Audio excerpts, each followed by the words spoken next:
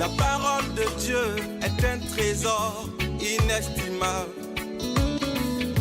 Ne laisse pas ta Bible fermée. Oh non, non. Lis-la, médite-la, nourris-toi. Lis-la, médite-la, nourris-toi. Bonjour. Que veux-tu demander à Dieu? Que désires-tu? Dans quelle direction va ta prière?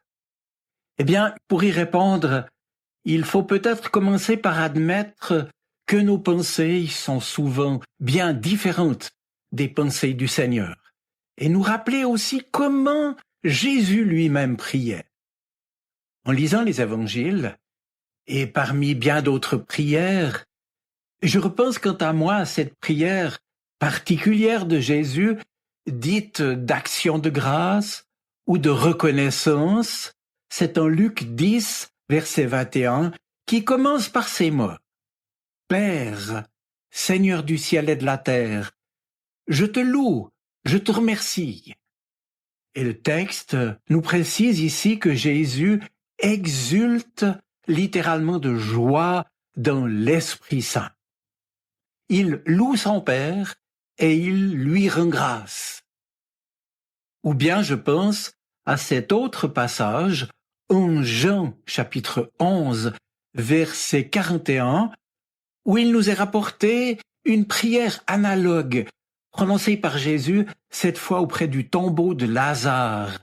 Et je cite « Père, dit Jésus, je te rends grâce de ce que tu m'as exaucé. » Voilà, eh bien, on y constate que la relation de prière de Jésus avec Dieu son Père n'était donc pas simplement faite de demandes ou d'intercessions, que ce soit d'ailleurs pour lui-même ou pour d'autres.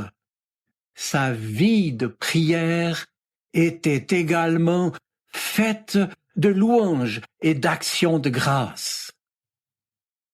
Et pour nous, pour moi, qu'en est-il?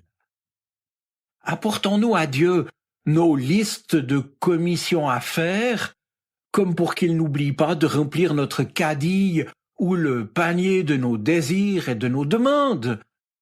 Parce qu'il nous faut l'avouer, notre façon de nous tenir devant Dieu et de le prier ressemble souvent à cela, ou bien au comportement des petits oiseaux de nos jardins qui sautent d'une branche à l'autre et qui n'arrivent jamais à se tenir tranquilles. C'est sans doute qu'ils sont trop préoccupés à se placer et à chercher sans relâche ce qu'il leur faut encore. Mes amis, en cela, nous voilà bien éloignés de ce que Jésus nous a donné en exemple dans sa façon de prier et d'exprimer sa confiance en celui qui prend soin de nous. Or, il faut le savoir, l'Évangile nous le répète, Dieu, lui, prend son temps, et il attend, et il nous laisse mûrir, et nous fait progressivement découvrir des choses supérieures à celles que nous estimons pour le moment être les meilleures pour nous. D'ailleurs, si Dieu répondait toujours à nos désirs, eh bien, lui sait combien nous y perdrions. Peut-être demandons-nous à Dieu de nous libérer de certaines mauvaises habitudes que nous trouvons asservissantes et humiliantes. Mais lui ne veut pas uniquement nous soulager de nos symptômes, aussi éprouvants soient-ils. Non, lui, comme un bon médecin, veut nous guérir entièrement, et il demande à pouvoir intervenir au plus profond de nous. Et s'il le veut, c'est pour nous toucher en profondeur, avec toute la délicatesse qui caractérise son amour pour nous. Il ne veut donc pas simplement bricoler nos vies, il veut nous guérir et faire disparaître les causes de ce qui nous perturbe et qui nous fait souffrir. D'où la question qu'il nous pose à chacun. Es-tu vraiment prêt à me laisser agir en profondeur dans ta vie? Es-tu véritablement prêt à collaborer avec moi en faisant ce que je veux te demander pour cela. Cela dit, Dieu est infiniment patient aussi, et il nous mène à tout petits pas là où il veut nous mener, au plus profond de nous, dans la vérité. Et c'est alors le doux murmure de sa voix qui nous aide à découvrir de nouvelles dimensions, ses perspectives à lui pour nous. Car c'est encore avec délicatesse qu'il nous fait voir ce que nous sommes capables d'assimiler sur le moment. Mais une chose est certaine, lui veut ce qu'il y a de meilleur pour chacun de nous. Et il veut toujours aller au-delà de nos souhaits immédiats. Si un patient doit subir une intervention chirurgicale sérieuse, les médecins et l'hôpital vont s'organiser en conséquence. Et lui, l'opéré, devra bien consentir à ce qui est indispensable et à leur faire confiance, acceptant sa mise à l'écart et le repos nécessaire à sa convalescence. D'où cette question que lui, le divin médecin, nous pose: es-tu vraiment prêt à me laisser agir en profondeur dans ta vie?